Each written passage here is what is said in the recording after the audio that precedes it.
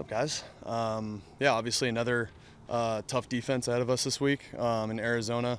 Great scheme, great players. They do a lot defensively, and it's really fun to watch on tape. So just very excited about this opportunity. I know it's a big-time business, and everybody understands that, but all of a sudden Daniel Jones is here as a quarterback too. Just tell me how that strikes you, and how that, when you get the news, and what that's like as a player that's, you're focused on a season and everything else. Yeah, obviously signed DJ today. Very happy to be able to be teammates with him. I've spent some time with him in the past. Great guy. So yeah, just excited to get him in here and be teammates with him. He's played a lot of football, so just to be able to draw from his experience on certain things is going to help this football team. What's the extent of your knowing him before? Yeah, just spending some time with him in the off season. At certain events, Super Bowls in the past, just going to different events like that. He's a great guy. And like I said before, man, just really, really excited to have him in the building. You've been pretty adamant about not talking about what your career before this year or after this year. To what extent does this move at least jostle those kind of bigger picture thoughts for you?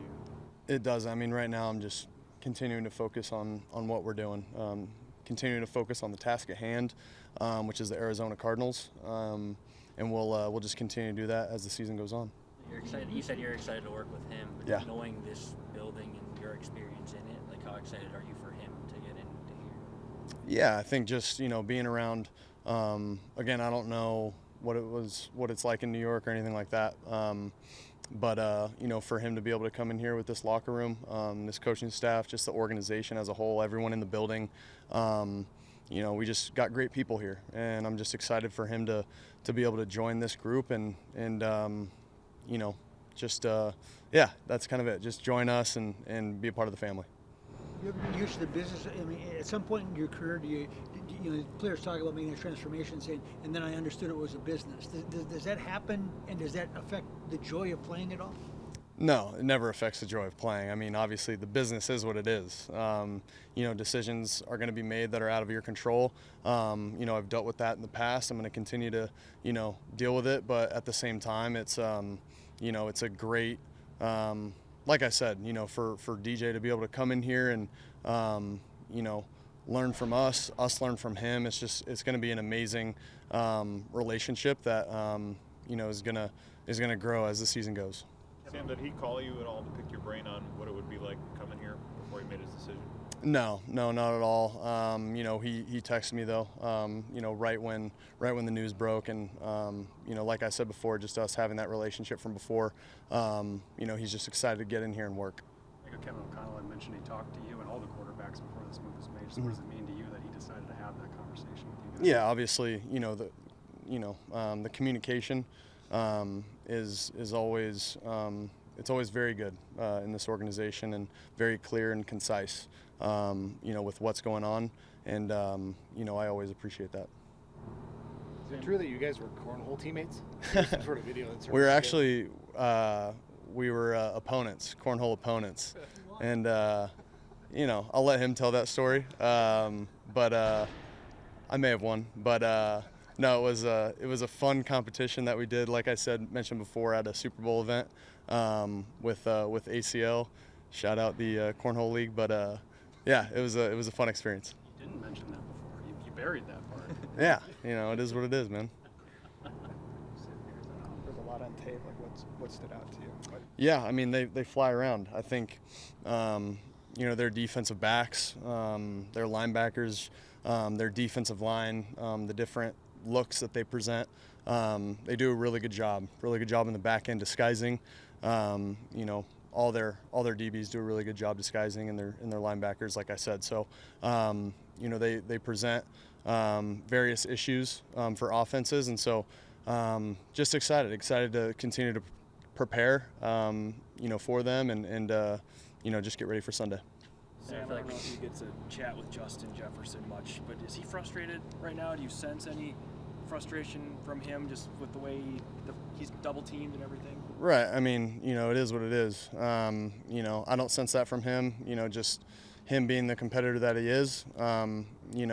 You should want should want to get the football and want to make plays on the field. That's why he's such a great player, is because he craves that.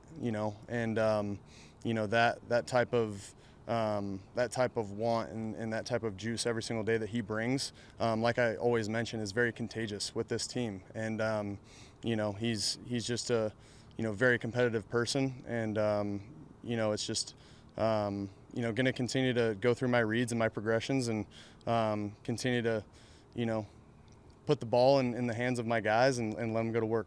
So what is it like to go through your progressions and you realize 2-3 guys are on him, makes everyone else open? But how do you kind of digest that? How much attention he's getting week to week? Yeah, it's it's different week to week.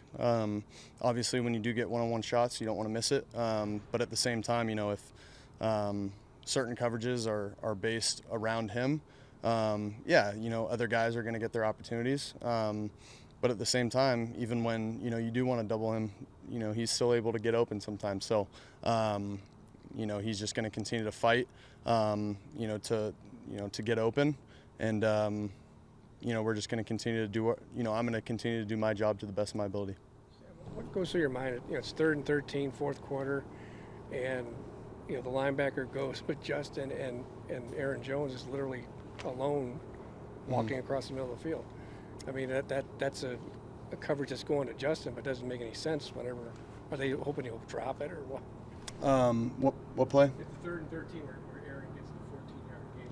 Oh yeah, the one that Nick got to throw it, and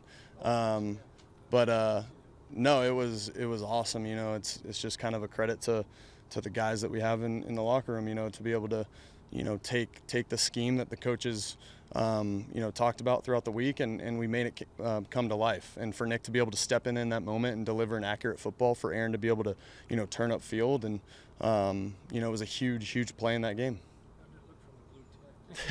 I didn't go to the tent. I want to make that clear. I did not go to the tent. I was able to kind of shake that one off, and felt good after a couple plays. But yeah, I was watching from the sideline. I was able to watch my guys. But no, again, like I said, awesome execution by the fellas there. Sam, how was your foot feeling a couple days after that? Feels really good. Was